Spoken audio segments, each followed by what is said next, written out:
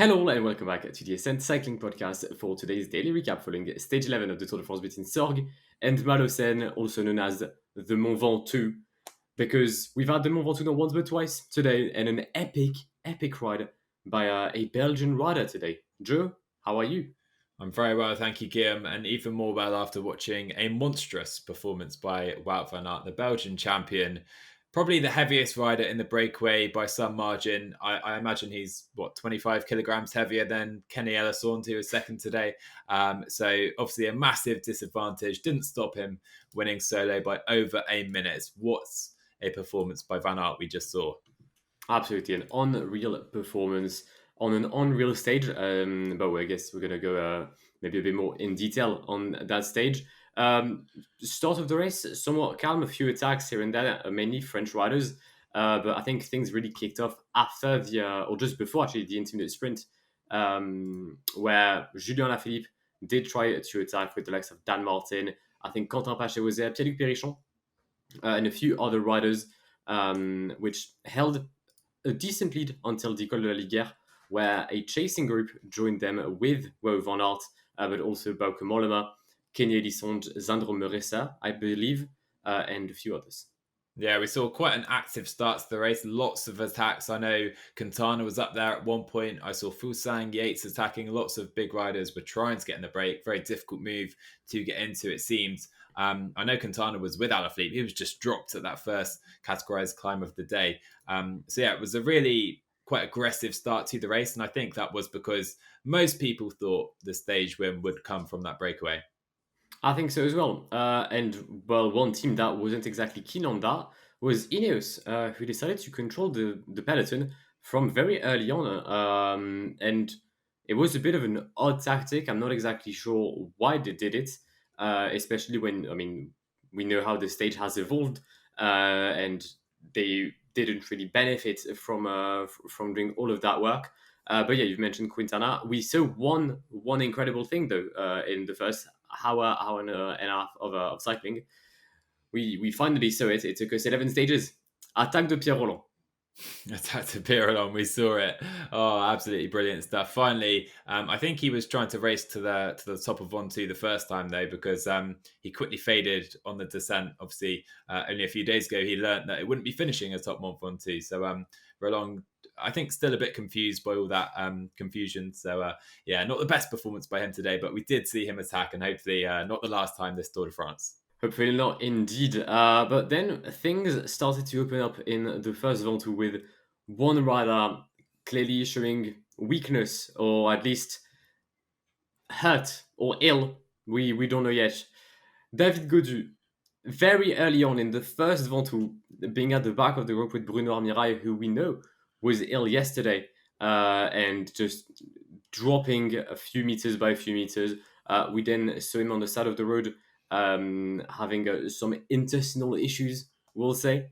Actually, the French TV did ask the DS of FDJ, Frédéric Guédon, to know what was up with him. And according to Frédéric Guédon, David felt good, no illness, nothing. So not exactly sure how to explain it because the weather wasn't even that hot, so it couldn't have been due to like the warm weather. But yeah, David losing on his top 10 today, 90k to the line and being dropped. I think it's something quite tough. But the stage wasn't only tough on him because we have had a lot of withdrawals today, some due to a crash. Tony Martin, most notably, getting, I believe, his third crash on this Tour de France, but also Miles Scottson from FDJ, meaning that they only have 4 riders left. Dan Maclay, the lead out of Nasser Boigny, Victor Campenard, Stosh van der Sande, and I think later on we had Clément Rousseau and Tige Benoot also saying goodbye to the Tour de France. So yeah, quite a tough stage on most of the riders.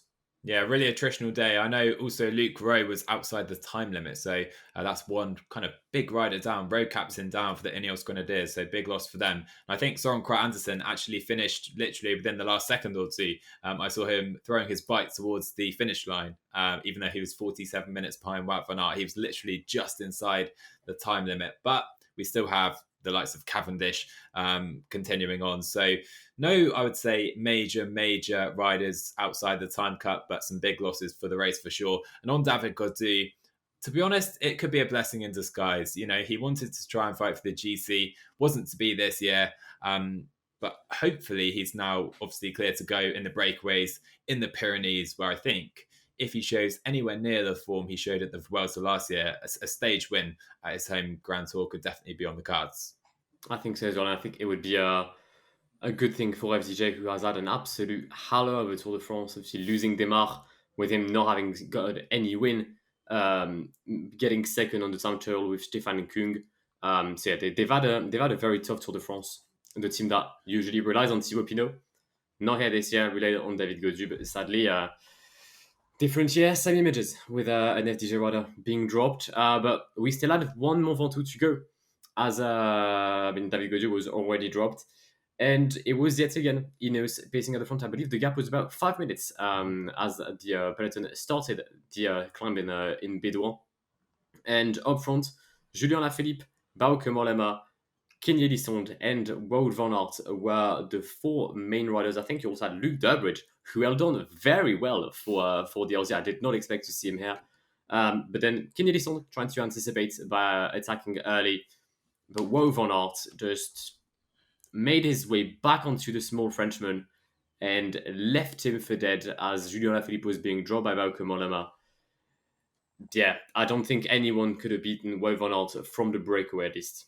Yeah, I don't think so, especially after Alaphilippe spent so much time earlier in the stage, kind of dangling off the front, just fighting to stay there. He probably used a lot of his energy in that phase of the race as well. Bit disappointed in Bauke Mollema, perhaps. Elissonde, good race for him. Trek had 3 riders in that kind of group of 8 that headed towards that climb. I think there was Anthony Perez there as well. And I wonder if they could have played it slightly differently. I know the Eurosport commentators, at least the UK Eurosport commentators, were kind of saying Trek played it really badly with Julian Bernard pacing before the climb. But to be honest, I thought they played it pretty well, attacking with Elissonde and trying to follow with Mollema. But on the day, like you say, I think no tactic could have probably defeated Wout van Aert from that breakaway. He was just different world, different class to those guys, especially when you consider his weight and how much extra power he would have to put out compared to those guys. 100%. I actually was listening to Kenny Elissonde's interview on French TV. I had to endure the pain of listening to the questions, but at least it gives me a better insight.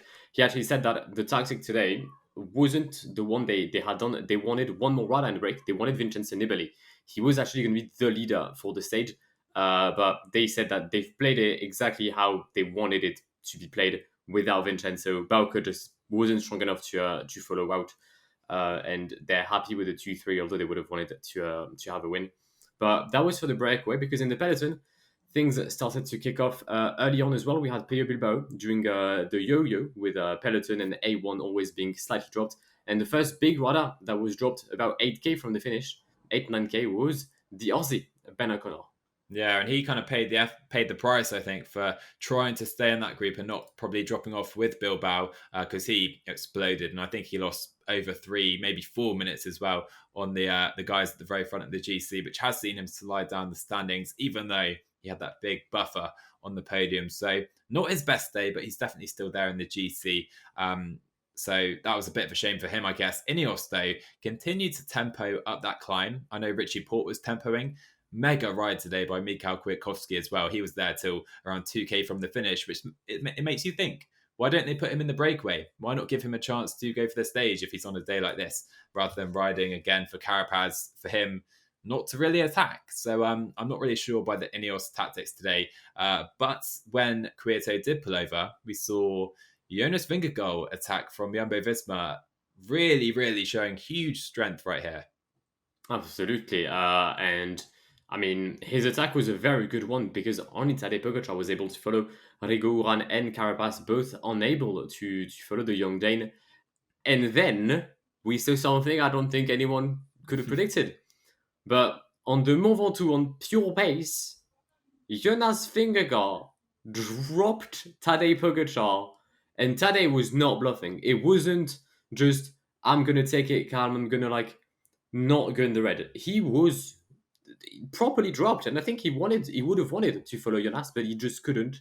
And yeah, Jonas kept on pacing until the summit of the Ventoux. He had about 30-35 seconds on the group Pogacar, which was then brought back by Carapaz and Rigo Uran.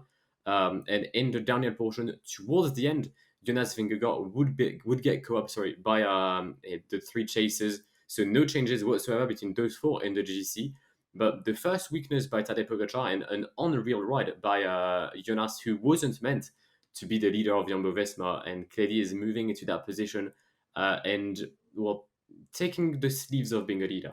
Yeah, massively the case. And no one expected to see Pog explode like that. He said in his interview he exploded. I think he kind of wasn't quite an explosion, but it was his first crack of the Tour de France. And I think really he and UAE will be keeping a keen eye on the weather, because warm weather today, it seems to not suit him anywhere near as much as the cold and the rain we saw in the Alps, where he was just different level to everyone else. So I expect to see, if we have more warm weather at this Tour de France, perhaps Pog could maybe struggle again, and maybe we could see the likes of Vingegaard or even Carapaz, Uran try and attack him. And this Tour de France, it's not over just yet, even though after the first week, I think everyone had Pogacar's name written into the history books as the winner of this Tour de France already. Absolutely. I'll just say though, the weather wasn't that warm on the Mont Ventoux. I think we barely reached 20 degrees, and lucky enough there wasn't any kind of massive wind. But yeah, it was odd to see Tadej. And the one I think image that made me realize that he was struggling is that the final corner of the Mont Ventoux it's a right hander, and if you take the inside line, you're going to like a slope of nearly 30%. But Tadej went fully around the outside, and usually when you have the legs, you don't do that because you're losing time. But they just didn't have the legs. So, I mean, he still has a buffer of 5 minutes ahead of now P2 Rigo Uran. I think he can afford to get dropped by 30 seconds on today's stage. But maybe it's a sign of things to come in the Pyrenees, that maybe Tadej isn't as sovereign as we think he is. Yeah, definitely. But you have to say, a big shame for Jonas today, because we did have the descent. He was by himself. He's a very light guy. And I think it's not really a sign of his poor descending skills, more just there was a group of three behind attacking that descent. He was by himself, and he got caught. So after that great effort, no time gain on any of those three guys, Pogacar, Carapaz and Uran, in the group behind for Vingegaard, which it's a big shame, but at least he has shown what he is now capable of at the Tour. And I think he'll be much more closely marked by the others now going forward as well. That is a very fair assumption. Taking a look then at today's top 10 of the stage, Wout van Aert wins, as we said, ahead of Kenny and Bauke Mollema. Tadej Pogacar rules the sprint of the peloton with Rigo Uran, Carapaz and Jonas Vingegaard in the wheel. 20 seconds behind, we have Alexei Lutsenko with yet another mega performance by the Kazakh. Wilke Kellerman finishes with him, and a minute behind is potentially a slight disappointment from Enric Mas, the leader of Movistar. We've seen Movistar being literally nowhere on this Tour de France, but Enric Mas had always managed to stay at the front. So there was still the first cracks of Enric. Indeed, we did.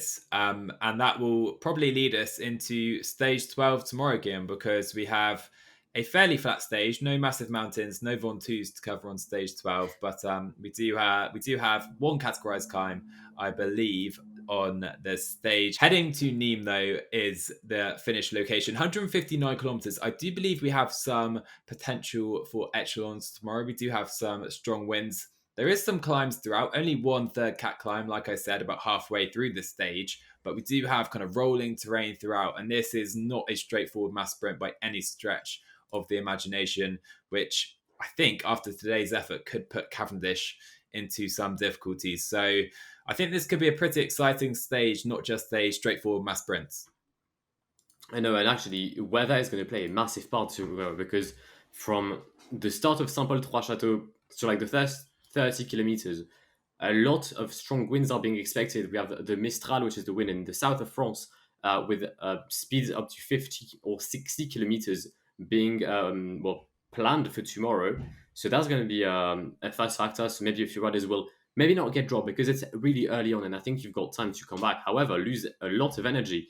Energy crucial because from the IS of Uzès, which is 30-35 kilometers from the end till the end, a lot of borders are expected, and it is notable to mention that in 2019 we had the exact same finish on tomorrow's stage, and we did have Borges, Nero Quintana losing a minute, Vincenzo Nibali losing 2 minutes. So Borges are going to happen tomorrow. I am pretty much sure of it.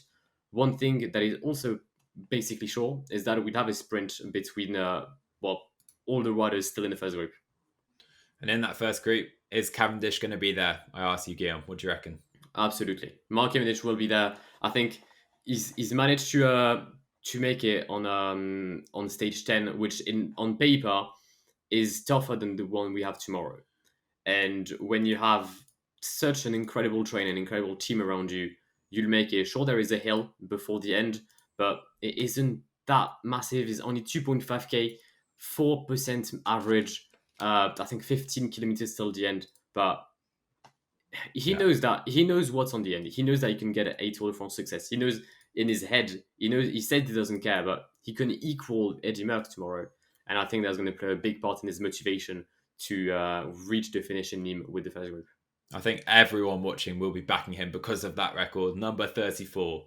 This is crazy. Even at the start of the Tour de France, if we said just over halfway through, Mark Cavendish could already be equaling Eddie Merckx's 34 stage win record. When he started on 30, it's absurd. And still with more sprints opportunities to come after this, who knows what could happen. But I think tomorrow's stage for me is going to be a very interesting one because I think we'll see a similar scenario to stage 7, perhaps not quite as extreme. That was the stage that Matej Mohoric won solo from that mega breakaway. I think there'll be a lot of big classics guys trying to join the breakaway again. Stuyven, Greg Van Avermaet, maybe Stefan Kung, kind of guys like that, really trying to light up the race and make it really difficult in the wins as well. So we'll see how that goes. But it could be a sprint, but it could be a little more complicated than that.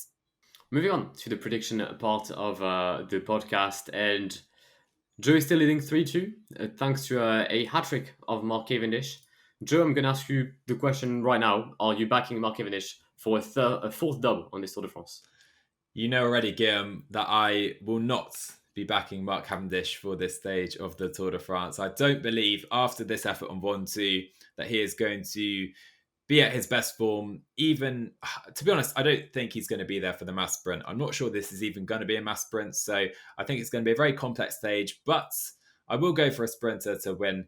And I will go for Jasper Philipsen of Alpecin Phoenix. I think he's probably, on paper right now, the fastest rider left in the race, bar Mark Cavendish. Of course, we have Wout van Aert, we have Sagan, we have guys like that. But I think Philipsen is super motivated. He's been on the podium 4 times already this tour. He's a better climber than Cav as well. So I think Cav will get dropped and Philipsen is going to win this in a sprint.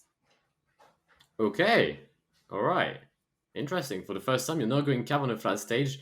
And, well, for all of the reasons that you've mentioned, that he probably used a lot of energy today, that he may not have a mass sprint tomorrow, that is why I'm going to pick Mark Cavendish to win on stage 12, to make it 34, but mainly to make it 3-3, because that's what matters. And I feel like he may not be the fastest, that is probably sure, but he has such a strong team around him. They know what to do. They're going to do a bistro petita of stage 10, and we'll have the Manx Missile on the first step. And joining him on the podium will be, once again, Jasper Philipsen. And in P3, I'm going to back Wout van Aert for the exact same podium 2 days ago. Unbelievable. I'm telling you now that Davide Ballerini has the better chance of winning the stage than Mark Cavendish. And I'll even say Ballerini will be second on my podium. And I'll go Christophe Laporte for a wild card in third place. But we'll see Christophe Laporte in third place tomorrow. But yeah, watch out for Ballerini. I'm not counting on the green jersey tomorrow. But that, nevertheless, is going to wrap up this daily recap of the Tour de France. We hope you enjoyed it. If you did, then please do leave a like down below. Subscribe to our channel over on YouTube if you're listening there. If you're listening on your favorite streaming platforms, then make sure to hit the follow button to not miss a single upload, as we upload daily. But Joe, do you have a final word for us today? It's been a good run for Mark, but tomorrow does mark his final stage win for the moment at the Tour de France, and it's Philipsen's day. That is a very big final word. But you know what? Just like against Italy, Belgium will take an L tomorrow, and Mark Cavendish will avenge England losing against Denmark. It's See you coming guys. home.